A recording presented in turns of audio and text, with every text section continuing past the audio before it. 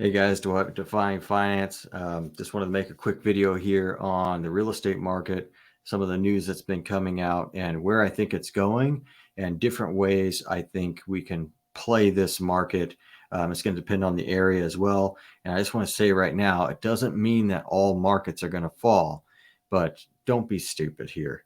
Don't be the person that's saying, "Oh, that's not going to happen in my market." You better have some data to back that up. So let's dive into a couple of these charts here. Let me switch screens. So first I'll pull up the chart from the Fed. Now what this is showing is your delinquency rate on single family residential mortgages compared to the 30-year fixed rate mortgage, but that's an average on that rate here. Now what I wanted to show is just how significant this rise has been on, let me see if I could zoom in for you here. This rise here has been pretty dramatic. Matter of fact, I think you got to go back to somewhere around 2009 to get about back to that same rate there. So that's pretty significant. But I think we're at the beginning stages of this delinquency rate rise. Right now, it's only showing the first quarter, right? This is only a quarterly report on the blue line. So we're going to have to wait till the next quarter. But I can tell you that there is a very large amount of delinquent mortgages sitting on the market. Think about this for a second. Actually, this is a interesting thought. If you remember back in 2008, 2009, really 2010 and 11, there was a lot of homes that the banks were holding on their balance sheet. You were hearing terms like, what was it? Shadow inventory. Okay, so they had the shadow inventory sitting there because if they dump all those on the market, they only hurt themselves. But you have this war going on, right? Because Wells Fargo is putting out some of their mortgages, JP Morgan Chase is putting out some of those mortgages, but they can't just all dump it on the market at the same time, because then they all get hurt, right? It only hurts their balance sheet at that point. So but think about it this way. Right now there are millions of delinquent mortgages across the United States. Millions. Okay, now that's since the pandemic, and they're still there. A lot of them are still there. People might owe 40, 50, 60,000 bucks, and they haven't come up with the money for it. And they're thinking, well, why pay? Well, now they have to start paying. So now these 90-day lates are starting to show up, right? When did this start? I think maybe it's April, maybe April 1st, March 1st. Maybe it was March 1st that it was now required to lift that. I'd have to look into that. You can maybe comment down below for others to see. But the point is, there are a lot of mortgages that are 90 days late now. These people have been notified, right? They have defaulted, and now the process can begin for these to become foreclosures. So the question is, do they become short sales first, or do some of these people have the ability to still sell their home? Let's say they bought it for 500,000 bucks. Prices got pushed up. Maybe it's worth, I don't know, 625, but they stopped paying their mortgage, right? They can still sell that home and pay off whatever they owe, pay off the payments that they missed, and walk away maybe even with some money. So that is potential supply that can be coming on the market. The person who can actually still sell, walk away and go rent somewhere as prices begin to come down. So that is supply that's going to come. When a bank takes over that property in a foreclosure, that is going to hit the market. Short sales, those are going to hit the market. But here's what we need to look at. So this is just my area. So this is Sacramento, California. I live outside of this area a little bit, but this is the next largest area that I can show. So you can go to Realty Track. I'm trying to use stuff that you can use yourself, that I'm not paying for a subscription on something that we could go look this up and go play with your area. But this is Realty Track, and what I have selected here are pre-foreclosures. They're not listed for sale. Okay, so just in this area, there's a lot of homes that are 90 days later more on their mortgages. All of these are going to be coming on the market for sale. So when a realtor here is saying, oh, there's the inventory is so low, there is a shadow inventory sitting there ready to come onto the market. Okay, now these people can become renters. So what happens to rental values at that point? Well, maybe they don't go up, right? Because it's already very expensive. You're still capped on what you can make as an investor based on everybody's income, right? If you have a home that's renting at $3,000 a month, you can't raise it to 4 because nobody's going to be able to afford it. You're going to price yourself out of the market, right? So I think rental rates are going to be okay, but there are going to be a lot of people fighting for those rentals that are available, and other people will pay more if they still have a job at that time, and that's another thing we got to think about. So layoffs are going to continue going up. A lot of people who have left the workforce that are going to be coming back into the workforce, they're going to see that these open jobs are just going to disappear, right? Because as we roll over into a recession, a lot of these companies who think that they need these extra employees are going to realize, well, you know what? We don't have them yet. We haven't hired anybody. The demand's going to fall, right, for our goods and services as we lose customers because people don't have money. Therefore, we just axe those jobs. That's going to happen. If you haven't watched my unemployment video that I posted, that might have been the last video I posted, actually, maybe the last one or two since I'm doing this recording. I think that's going to have a major effect. And those people that would be attempting to come back in the workforce, all of a sudden there's no job available for them. And guess what? Maybe they have to sell their home, right? Maybe they become one of these delinquencies here. So let me just zoom in on this a little bit so you get a better look. So you can get on here and do your own research, look up your area. If I zoom out on the map, you really see what's going on. Go to your state. So that's one thing you could look at. Something else I wanted to show here. So it says, according to new data released by the Federal Reserve Bank of Philadelphia, it's predicted that roughly 2.15 million mortgages are either in forbearance or past due, with an estimated 630,000 of those mortgages still in forbearance. Okay, so this right here is an older chart, but we can use this. This is from 2016, but I'm not really looking at this. What I'm looking at is the peak in this 2008-2009 crisis, right? So this is in thousands. So 675 some odd thousand homes in foreclosure at that point. Well, again, if we go back to this, 2.1 million mortgages are in forbearance or past due. Right? This dwarfs that point and its initial foreclosures up front. So we could see this spike through the roof just because we had a weird situation, right, where people haven't paid for a long time already, and if all of a sudden these become foreclosures in a very short amount of time, it's a little deceiving, right? You might see that number skyrocket, but it doesn't necessarily mean it's any worse than this, right? Because this was incremental. That one just happens to be very quickly, but that's because we weren't allowing them to foreclose on people. So I wouldn't say that would be extremely scary if you look at the numbers that way. But you never know how the news is going to play that, right? As they're throwing out a headline, oh, look, foreclosures have skyrocketed, that's going to play the minds of the people. Now you have less buyers. But also another thing I think is very clear. Interest rates have gone way up, right? That's increasing the cost of a home dramatically. So you're going to see people start to hold off. I know you have realtors out there saying, well, people are going to try to buy because they think interest rates are going to keep going up. I do believe interest rates will come back down, but not until we have a crisis, right? The Fed is trying to bring asset prices down. They're trying to destroy debt is what they're trying to do. That's destroying the money supply, which means they need not a credit crisis, but they need credit to stop being issued, because that is creating money supply. That is inflation, right?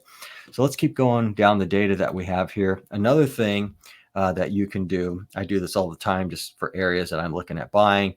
I pulled up Austin, Texas here, for example. And you can go search in there and change one of your filters to price reduced. So I can look at all the homes that have price reductions. Now, you didn't used to see this just last year, right? There were barely any of these. And now you're starting to see a lot of these come up where it's price reduced, price reduced, price reduced, because the people who are trying to sell their homes are now panicking and they're realizing, oh man, if I went out, like this is my opportunity. That's down 25,000 bucks. That's down 50,000. And that's on a $400,000 property. Right now, a lot of these people were probably just shooting for the moon in their area.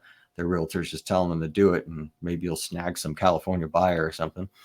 This one's down 50. This one's down 100 grand.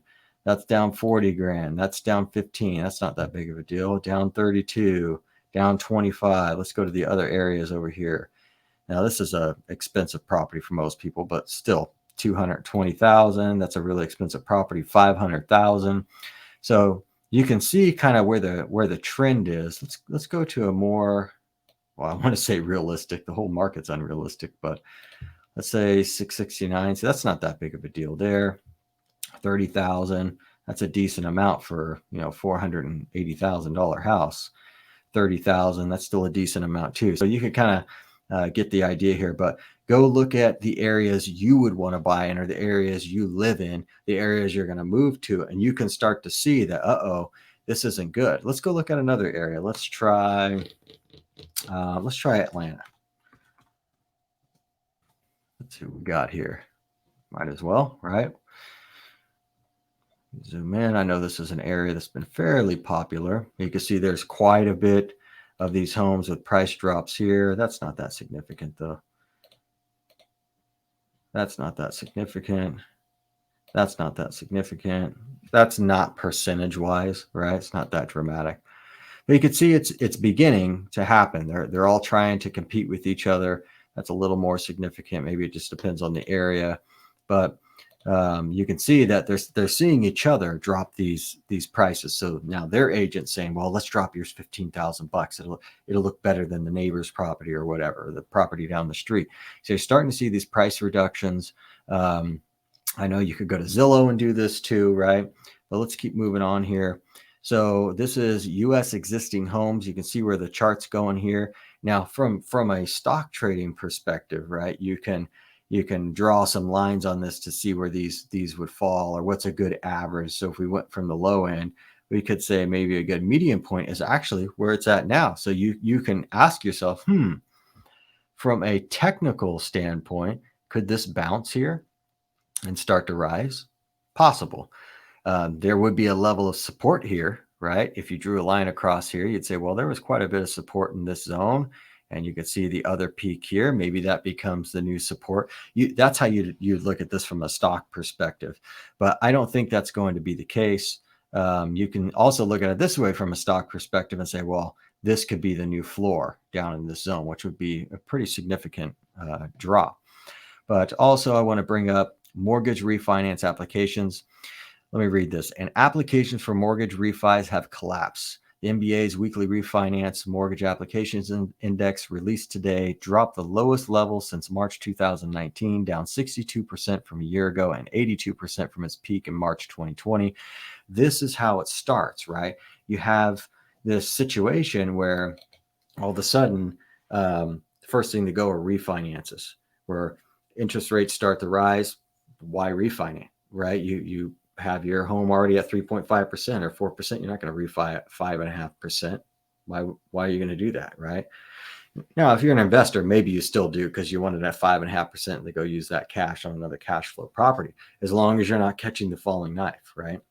But the point is that this is how it starts. You start to see the layoffs in that mortgage industry, where mostly it's mortgage origination and junk like that that's falling. People start to get laid off, and this just trickles down. Now think about all of those people. Think about the real estate agents that now really have to compete for those home sales, right? Everybody looks like a genius real estate agent in a market like this because it's easy to sell until this happens, right? Then the best of the best survive, right? So you better have a really good team around you if you're going to be an agent in this market. But anyway, this is the beginning of what happens, right? So you're starting to see those layoffs. Something else to keep in mind is China. Now, I know you might be thinking, well, why would China matter? Okay. Well, something to keep in mind is we are all connected globally through the banking system. All right. So there have been other credit issues in the past that have happened in other countries that drive all the way across the world and cause massive collapses. Okay. And it's happened here in the United States. Matter of fact, wasn't it Russia? I think, and someone can correct me in the comments down below. I'm pretty sure a bank blew up in Russia back in, what would it be, 1997, 98, long-term capital. I'm pretty sure that was Russia. Then you had the Asian financial crisis. Like, this stuff bleeds into these other markets. But here's the deal. So China on Friday slashed a key interest rate to rescue its slumping housing market and head off a major downturn in the world's second largest economy. So also, if you recall, you have Evergrande, some of the other very, very large real estate builders there in China. They're all defaulting. All their bonds are just, collapsing in value. So the question is, if they have a bank that fails there and your 401k or your portfolio owns part of that, well, not just the banks, just other areas in their economy, are you going to be affected, right? So I think people will be surprised. They'll find out that they may own quite a bit of that debt for these companies. But here's the deal: that spreads across to the United States too. So if we end up with a credit crisis, is really what I'm trying to get to. If we end up with a credit crisis, then you have another issue, right? Even if you want to sell your home, you don't have the buyers to sell to, because they can't even really get qualified for a loan. And if you recall, this is what happened in 2009. So as soon as that really started to implode and we started to have a credit crunch in 2008 and 2009, it wasn't that easy. Even people who were qualified, right? They couldn't get a loan that easy. So we have to keep that in mind. If this really spreads, then there could be another issue in the housing market where you just can't even get the loan, right? And in order to maybe get the banks to start lending, that's where the Fed might drop interest rates, and maybe that's the time to buy. But real estate is a slow-moving snail generally. I guess we'll have to see what happens in the world today, right? But generally, it's a snail when it collapses. It's not like the stock market.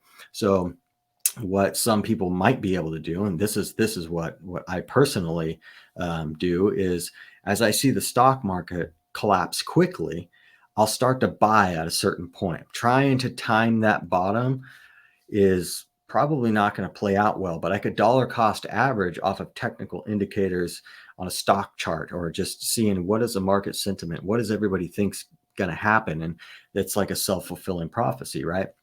But as we roll into this recession, I know this.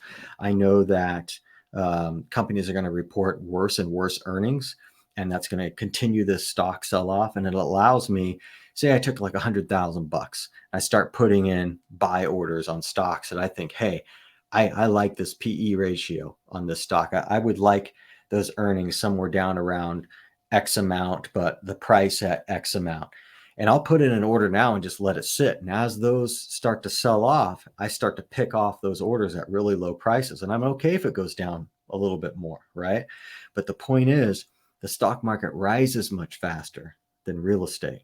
So as the real estate's coming down, stocks are going up, and eventually they cross, and you start selling out of stocks to be able to buy the real estate at lower and lower and lower prices. So that's a way that I play it. Not that you're going to do that or you're in the same position, but I don't know who's listening to this. There's lots of different people. So these are just kind of ideas, right? It's not financial advice, because I don't know who I'm speaking to here, right? Everybody's in a different position. You're in different markets. Another way I play that is in the crypto world. I have ridiculous offers right now for orders on Cardano, AVAX, Ethereum, Bitcoin, like whatever, right? And I'm trying to use technical points on my chart. Now, I already own a bunch of this, but if I could get it at ridiculously low prices, then I could ride that back up and just have incredible gains. And as that rides up over the next 3, 4, 5 years, I start to swap that out for real estate. So anyway, what to keep in mind here, though, is the supply can change very quickly. So I think the shadow inventory is going to come onto the market. I think that we're going to see more foreclosures due to job losses here in the future. I think we'll see a lot of short sales competing with those foreclosures, and it's just going to increase quickly. And now that I'm thinking about this, let me actually, I don't know if I'm logged in or not here. I want to pull up Trading View. Let me switch here. I just want to show some charting here on just home builders. That's the right one.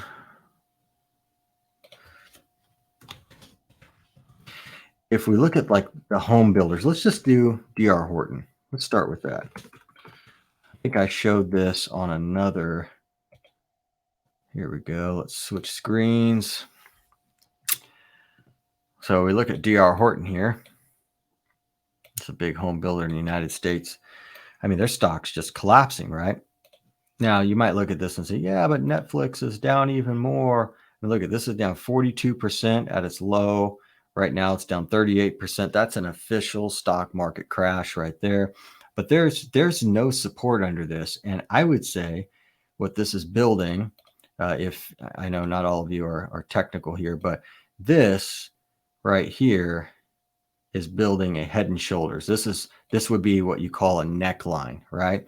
So you might start see the stock to come up, and I don't know what point it comes up to, but you want to watch somewhere around this 81 zone. Anywhere from here it can fall, but you see this recovery in like the S&P 500, then all of a sudden it falls back down, but it's not going to stop right here at this point. You're talking a dramatic fall where at minimum this 51 mark, maybe more down near this 45, or even at this low down at 33, which that would be a little over 70%, right? So you're seeing the housing market roll over right now. And I think the main point is you just don't want to be caught up as the person this time who's saying, no, it can't happen. We have to be honest with ourselves and say, okay, yeah, you know what? I may have bought at the wrong time, and it just is what it is. If you can afford the service, the debt, then maybe you stay there. Maybe you plan on staying there for 15 years anyway. So it doesn't even matter, right? These home prices can climb back up over the next 10 or 15 years, and it's not going to matter. You planned on staying there. Yeah, you could have got a better deal if you waited, assuming that home was even available, right? But as an investor, you're looking for this opportunity. You want to keep your credit in good shape, and you want to have that cash on the sidelines so you can buy these types of deals, and they're at a place where the cash flow is good, right? Right now you have, this just reminds me so much before of like the 2008 crisis, right? Where investors are paying this premium for these homes and they're barely cash flowing on these things. Then all of a sudden the market turns, caught with their pants down, and boom, they end up having to sell that property too. It's like buying a $500,000 house, but maybe the rent's $2,000 a month. Well, that's a horrible return, right? Especially if you're only putting 20% down. That's a horrible return. There's other places you could put your money and do better than that are less risky, right? You're buying, you're taking a lot of upside or downside risk by buying at a higher market. Now, that's not to say that there's a smaller market nearby, say that a lot of people from California are moving to. It doesn't take that many people to move to upset the price in that area or to level it out and keep it up.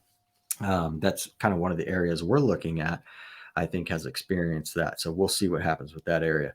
But anyway, I just wanted to share this information. I think it's really important to just have, an honest opinion on what is happening in the market. Take a look at some real information that's coming out, and something you're not just hearing from your realtor buddy or someone who's trying to sell you something, just some real information. Now, that's not to say there aren't good investment areas. I still think there's areas in Florida that are a great area to buy. I still think the prices will go down, but I don't care if it drops 10% or 15%. Like a $300,000 house, I don't care if it drops 10%, drops 30 grand. What do I care, right?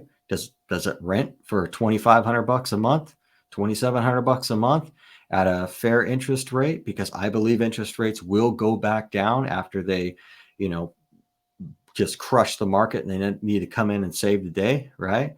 A lot of this is political. When they bring those rates down, what happens? Well, the price will just come back up, but I can refi and my cash flow will be even better. So there are going to be great markets out there. But for people who didn't get caught up in the FOMO, there's going to be some incredible buying opportunities, like just incredible buying opportunities. This is going to be life changing for a lot of people who are prepared. So anyway, I hope that helps out. If you thought the information here was helpful, make sure you subscribe and like, share it with a friend. And at this point, there's probably not any ads on this thing, but you know my little video here, support free content, watch an ad. But anyway, I'm going to get out of here. I got to go for a walk. I'm still using that Steppen app, and we're killing it with that. I don't think that's going to last very long either. We'll see what happens with it. But anyway, have a good one. Thanks for watching.